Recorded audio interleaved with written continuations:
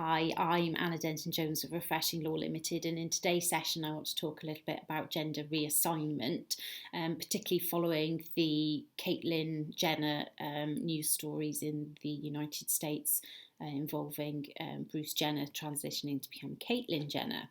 Now, in the UK, we're probably talking 13,000 people across the country, 1 in every 5,000 people. So certainly when I do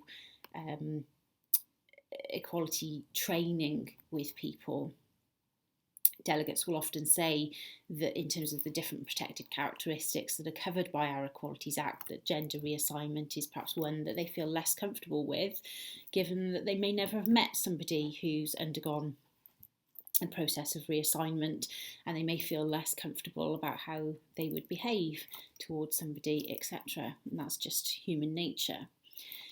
In terms of the language that I'm using the word reassignment because that's what our legislation refers to in Section 7 of the Equality Act. It protects somebody who is not only undergoing a medical process or has undergone that medical process, but it also covers somebody who is planning to, so almost somebody who's self-selected as being covered by that legislation. Having said that, there are those people who will feel that reassignment isn't the appropriate word. They might like to use something like gender confirmation because they feel that they are moving to the gender that they feel they've always been. So in any situation, I think it's always worth being guided by the individual regarding the language that they feel comfortable with in relation to their situation. And I think it's really important that we do respect that. In terms of the legislation, concepts of sort of direct and indirect discrimination will be ones that you're already familiar with. In terms of direct discrimination, I think we've got to be very careful not to treat any absence that's connected with undergoing a medical process. We need to make sure we're not going to treat anybody less favourably in connection with that. So if we might, for example, pay somebody if they took time off for an elected medical procedure, or if they were undergoing IVF or something like that, then I think we need to make sure we're treating people who undergo gender reassignment in a similar way. There is no statutory right to time off, but if we were, not going to bat an eyelid at somebody who had a motorbike accident having a period of time off work, then we need to make sure that we don't bat an eyelid at somebody taking some time off for this reason.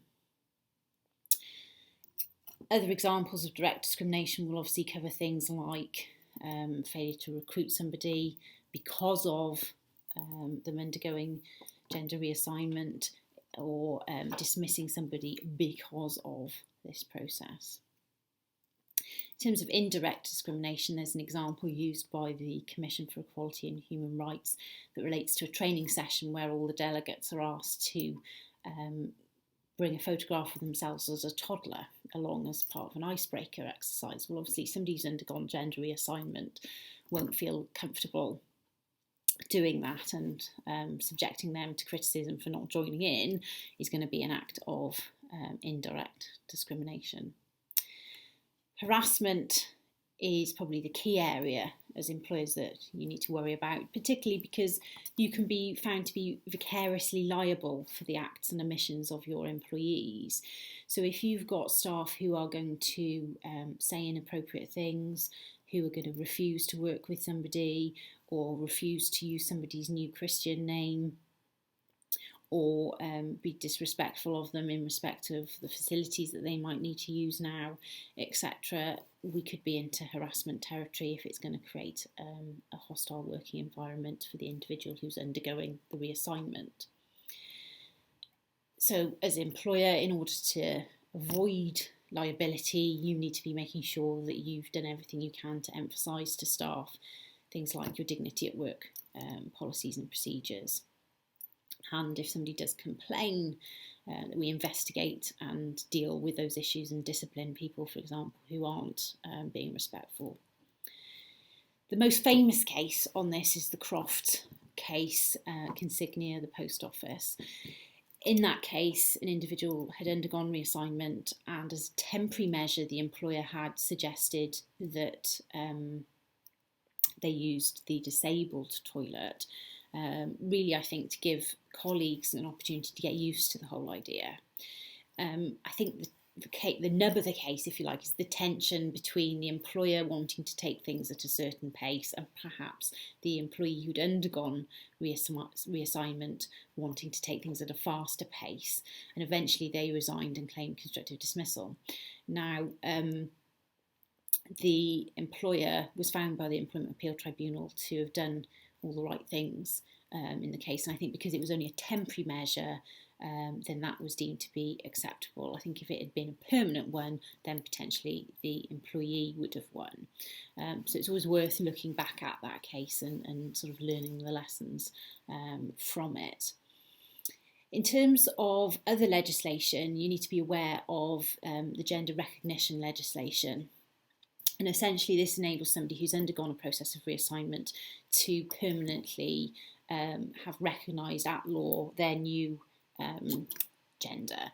So, for example, you might have somebody who presents certificates to you on recruitment in relation to their qualifications that relates to a different gender, or you might be referring somebody to occupational health. You've got a duty then not to disclose the fact that they were formerly a different identity or gender, and you'd need to be very careful about making sure that sort of confidentiality was respected in that regard. Section 22 of that legislation does actually create a criminal offence, and you can be fined quite severely at criminal law for that. So it's worth bearing that in mind. In terms of sources of support and guidance and information and things like that, I can certainly recommend the Gender Trust. There's also a 2005 publication from the Equality, Women and Equality Unit, which is a guide for employers that's quite useful.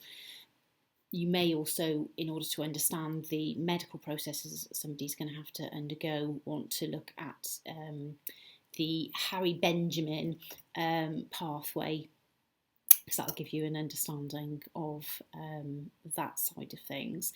But ultimately, I think it's a question of sitting down and talking with an individual about how they want to take things, what they feel comfortable with, but also having to think about colleagues and balancing, if you like, the rights and the needs of everybody in the workplace, which is always the juggling act, isn't it? If you do have any questions, please don't hesitate to contact me. It's adenton@refreshinglawltd, all one word, .co.uk. Thank you very much.